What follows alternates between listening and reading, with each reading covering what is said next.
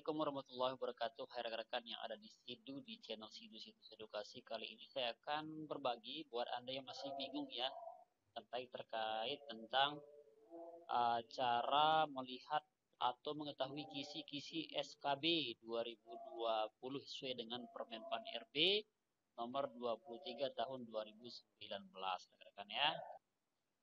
Kemudian buat Anda yang ingin mempelajari soal-soal SKB guru ya, baik guru SD, SMP, SMK, dan SMA, silahkan lihat di deskripsi video ini sudah kami siapkan terkait pembahasan soal-soal SKB yang diteskan nanti pada tahun 2020 atau pada bulan Maret nanti, rekan-rekan ya.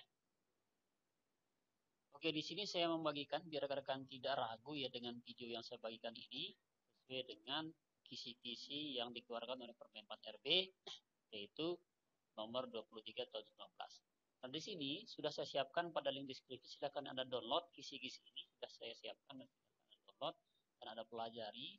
Dan nanti ketika Anda buka biar tidak lama membukanya, silakan rekan klik di sini ya, Ctrl F ya, Ctrl F di lembaran ini di PDF-nya serta langsung tulis SKB ya, SKB seperti ini dan kemudian enter. Maka dia otomatis mencari kisi SKB.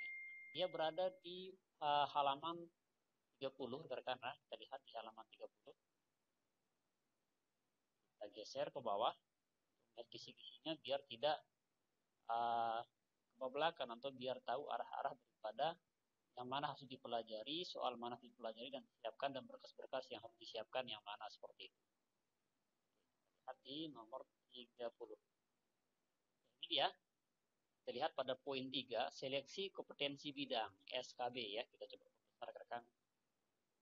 Nah, di sini materi SKB poin A, materi SKB untuk jabatan fungsional disusun oleh instansi pembina jabatan fungsional. Selanjutnya diintegrasikan ke bank soal cat BKN. Jadi nanti semua yang lolos SKD pada tahap materi seleksi kompetensi bidang itu menggunakan cat BKN seperti Anda SKD rekan-rekan ya. Oke, kemudian poin 2, materi SKB untuk jabatan pelaksana yang bersifat teknis dapat menggunakan soal SKB yang bersesuai atau masih satu rumpun dengan jabatan fungsional terkait. Kalau Anda misalkan di daerah, disesuaikan dengan daerah pada panitia. Kalau Anda di kementerian disesuaikan, dan begitu juga yang lainnya. Nah, kemudian poin 3, pelaksanaan dan materi SKB di instansi pusat selain dengan CAT dapat pula berupa tes kompetensi akademik. Kalau Anda misalkan guru bahasa Inggris, maka dites dasar-dasar kemampuan Anda berbahasa Inggris. Ya, kalau Anda jurusan bahasa Indonesia, maka dites bagaimana Anda menggunakan bahasa Indonesia. Kemudian ada juga tes praktik kerja, ada tes bahasa asing, jadi seperti kayak TOEFL rekan-rekan ya. Jadi mungkin 5 tahun, 2 tahun ke depan, jadi syarat utama untuk daftar CPNS nanti adalah ada sertifikat TOEFL. Ini hati-hati rekan-rekan ya, tes bahasa asing. Jadi silahkan mulai belajar bahasa Inggris ya. Ada juga kami siapkan materi-materi belajar bahasa Inggris di link deskripsi di bawah. Kemudian tes fisik ya. Tes fisik ini sama seperti kesemaptaan ya. Apakah Anda sehat dan semuanya ya rekan-rekan ya. Kemudian tes psikotes, tes kesehatan jiwa ya, dan atau wawancara sesuai yang dipersyaratkan oleh jabatan dengan paling sedikit 2 jenis bentuk tes. Nanti pada SKB ini ada 2 jenis tes ya, paling sedikit itu rekan-rekan ya. Kadang-kadang juga ada tes wawancara, ada psikotes ya. Kadang-kadang sesuai mana-mana yang dipilih sesuai instansi yang Anda lamar, itu tergantung dari mereka. Tapi mereka biasanya mengumumkan 1 minggu sebelum tes SKB tes-tes mana yang akan diteskan, apakah wawancara atau kesehatan jiwa dan sebagainya. Oke, kemudian yang poin 4, apabila instansi menetapkan terdapat materi SKB yang menggugurkan harus diinformasikan atau dicantumkan dalam pengumuman pendaftaran masing-masing instansi. Ini akan diumumkan rekan ya. Kemudian lanjut ke poin B, pelaksanaan SKB. Nah, terkait pelaksanaan ini, jadi rekan, nanti ada perankingan ya, ada 3 orang yang akan bisa melanjutkan ke SKB. Buat Anda yang sudah lulus tes kompetensi dasar ya, yang sudah dapatkan passing grade yang tinggi, nanti ada 3 yang akan dipilih. Nah, di sini kita coba baca di poin 1. Jumlah peserta yang dapat mengikuti SKB paling banyak 3 ya. 3 kali atau 3 orang jumlah kebutuhan formasi setiap jabatan berdasarkan peringkat nilai SKD. Bagaimana dengan kalau misalkan di formasi yang saya lamar ada 2 pelamarnya, Kak? Bagaimana kalau ada 1? Nah, itu disesuaikan. Ya, kalau 1 ya 1 itu akan ikut SKB. Kalau 2, 2 itu akan SKB. Tapi dengan syaratan dia lolos passing grade. Bagaimana kalau tidak lolos passing grade? Maka dia tidak akan ikut SKB. Jadi gagal. Jadi harga mati adalah bagaimana Anda lolos passing grade walaupun 1 walaupun hanya Anda pelamarnya di formasi yang Anda lamar itu. Walaupun 2 orang, 3 orang, jadi Anda harus lolos passing grade rekan-rekan ya. Itu informasinya. Kemudian informasi yang selanjutnya, poin nomor 2. Jadi memang kita baca biar paham rekan-rekan ya. Buat Anda yang tidak mau membacanya, mempelajarinya, silakan. Tapi saya akan ngasih informasi pada akhir video ini, informasi terpenting terkait ASN atau CPNS pada tahun 2020 ini. Jangan sampai di skip rekan-rekan ya. Dan buat Anda yang belum like video ini, yang belum subscribe, buat Anda yang belum muncul, silahkan subscribe dulu agar kami terus bersemangat membuat atau memberikan informasi terbaru terkait CPNS 2019-2020. Oke, lanjut ke poin nomor 2 ya. Instansi dapat dilaksanakan SKB sebelum melaksanakan SKD dengan sistem chat setelah mendapat persetujuan dari Menteri BKN, ya Menteri Kemendikbud dan sebagainya terkait dengan pendidikan. Oke, kemudian nomor poin 3, bagi instansi pusat yang tidak menyelenggarakan SKB dengan sistem chat dapat menggunakan paling sedikit 2 jenis tes sebagaimana dimaksud pada huruf A angka 3 ya, yang dimaksud ini rekan-rekan ya, angka 3 yang ini. Nah, ini maksudnya mana yang dipilih ya, apakah wawancara atau psikotes dan sebagainya. Oke, lanjut ke poin 4. Instansi pusat wajib menetapkan pedoman atau panduan pelaksanaan SKB. Nah, nanti dia akan dikasih istilahnya itu pedoman atau panduan, bahkan ada kisi-kisinya juga ya, yang ditandatangani oleh ketua tim pelaksana instansi. Kalau daerah ya panitia yang akan menandatanganinya dan disampaikan kepada menteri dengan tembusan Kepala Badan Pegawai Negara selaku ketua tim pelaksana Panselnas 1 minggu sebelum melaksanakan SKD dimulai. Yang baik SKD maupun SKB itu akan diberikan panduan kisi-kisi ya buat Anda yang akan melaksanakan daripada seleksi kompetensi bidang.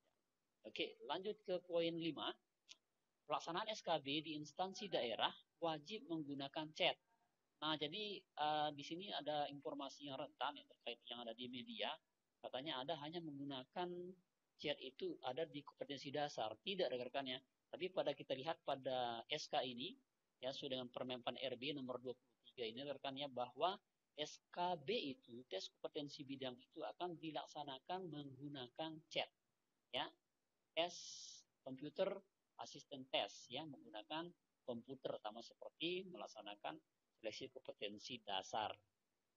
Oke, itu informasinya. Kemudian poin nomor 6, instansi daerah yang akan menyelenggarakan SKB tambahan selain dengan chat wajib menetapkan pedoman ya, panduan SKB seperti yang tadi, dan menyampaikan kepada menteri dengan tembusan kepala BKN selaku ketua seleksi Parselnas 1 minggu rekan ya.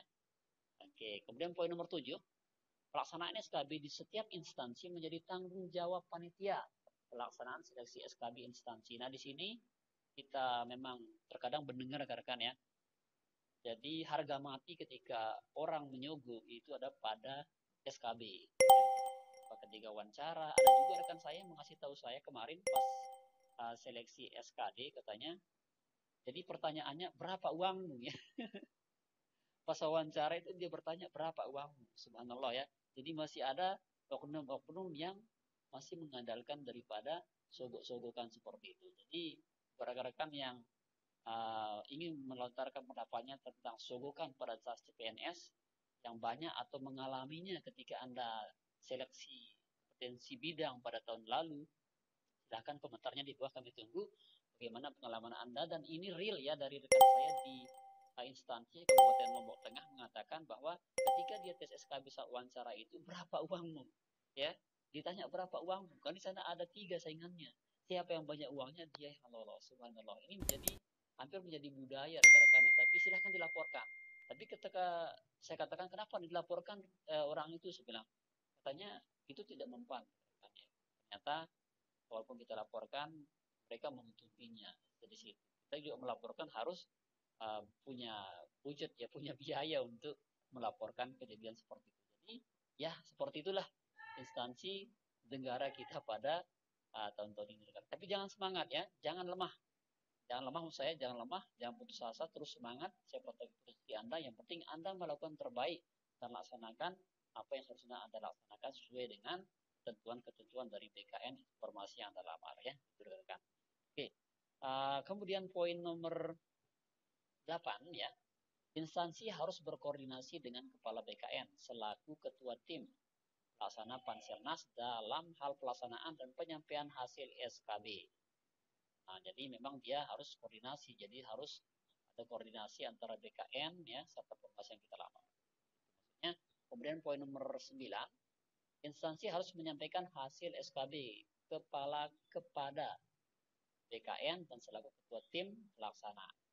Kemudian panitia seleksi nasional dapat membatalkan hasil SKB apabila penyelenggaraannya tidak sesuai dengan pedoman yang telah ditetapkan. Nah, bisa saja nanti kalau tidak sesuai dengan kayak yang tadi kasusnya itu bisa dibatalkan ya, rekan-rekan, asalkan kita melaporkannya. Oke. Dalam hal terjadi pembatalan hasil SKB, instansi diberikan kesempatan untuk melaksanakan SKB ulang setelah mendapat persetujuan dari menteri. Ya, poin nomor 12, pelaksanaan SKB sebagaimana dimaksud pada angka 11 di bawah koordinasi BKN. Nomor 13, dalam hal terdapat jabatan yang bersifat sangat teknis, khusus seperti peranata komputer, instansi daerah dapat melaksanakan SKB dalam bentuk tes praktek kerja. Nah, jadi ini khusus untuk peranata komputer dan instansi daerah ya. Jadi bisa saja tesnya itu adalah tes praktik kerja. Kalau Anda misalkan jurusan IT, Anda akan dilatih mengetik 10 jari, rekan-rekan ya. Mengetik 10 jari, maka Anda lancarkan 10 jarinya, minimal Anda bisa menulis dengan cepat ya. Tak mesti harus 10 jari. Tapi lebih baiknya Anda hafal 10 jari serta menghafal daripada Microsoft Excel, Microsoft Word itu harus dikuasai karena itulah dasar-dasar kita menguasai daripada komputer itu rekan-rekan ya. Ini untuk poin nomor 13. Kemudian di sini kita baca pada L ya, pengelolaan hasil seleksi dan pengumuman kelulusan.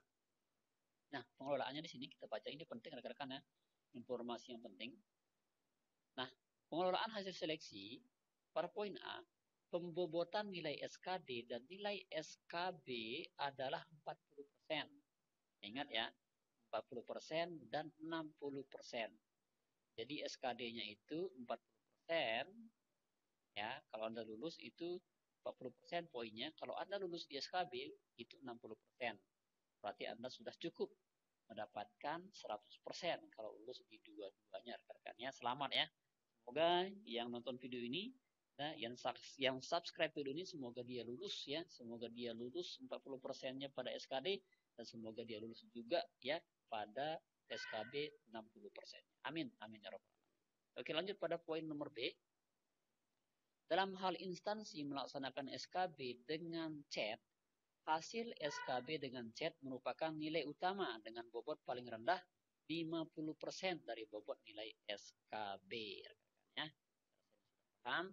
Kemudian apabila instansi pusat menambah SKB dalam bentuk jenis tes, ya, jenis tes, wawancara, dan atau tes praktik kerja, bobot yang diberikan paling tinggi masing-masing 25%. Kalau dia jenis tesnya seperti ini, praktik kerja, dari total nilai hasil SKB. Lebih dari 2 jenis bentuk SKB, wawancara dan tes praktik kerja, tes kompetensi akademik, tes bahasa asing, dan tes fisik, psikologi, tes kesehatan jiwa, bobot masing-masing tes dibagi secara proporsional. Nah, nanti dibagi mana-mana yang diambil sama formasi yang Anda lamar, nanti dibagi secara proporsional. Oke. Nah, di sini sesuai dengan SK Permenpan RB nomor 23, dalam hal instansi pusat tidak melaksanakan SKB menggunakan chat, maka dapat melaksanakan bentuk jenis tes lainnya dengan bobot paling rendah 40%, ya, untuk wawancara dan praktik kerja, dan harus menambah paling sedikit satu bentuk jenis tes lainnya dengan bobot paling 20%. Nah, sehingga dia mencukupi 40 tambah 20 menjadi 60%. Kalau misalkan dia dua bentuk tesnya pada tes SKB, rekan-rekan ya, misalkan pada wawancara itu bobotnya 40%, kemudian pada saat tes praktik kerja 20%, nah itu nilai poinnya. Itu tergantung dari instansi, yang mana ditaruh 40% dan yang mana ditaruh 20%. Oke, pada poin 2, dapat melaksanakan bentuk jenis tes lainnya dengan bobot paling tinggi 40% untuk wawancara. Ya, untuk wawancara nanti bobotnya 40%. Jadi Anda juga bisa melihat tips-tips wawancara CPNS sudah saya siapkan di deskripsi di bawah ini.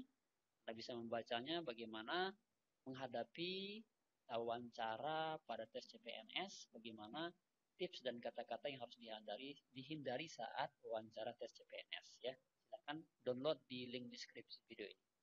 Oke, paling tinggi 40% untuk praktek kerja, ya, dan harus menambah paling sedikit satu bentuk jenis tes yang bobot rendah 40%.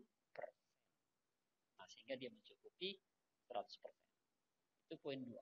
Oke, kemudian untuk poin 3, dapat melaksanakan SKB selain wawancara atau praktik kerja paling sedikit dua bentuk jenis tes lainnya dengan bobot masing-masing tes dibagi secara proporsional dari total nilai hasil SKB. Nah, demikian rekan-rekan ya. Itu terkait kisi-kisi soal SKB. Buat Anda yang masih bingung yang mana harus pelajari terkait SKB ini, silakan ini Anda baca, sudah saya bacakan tadi. Jadi ada dua jenis soalnya, yang paling sedikit diambil, bisa juga wawancara, ya, bisa juga praktik kerja. Tapi saya mengkirakan nanti yang paling banyak diambil sama instansi, terutama daerah, itu adalah wawancara. Pertama Anda guru ya. Jadi guru, baik guru SD, SMP, SMK, dan SMA itu paling banyak digunakan itu adalah wawancara.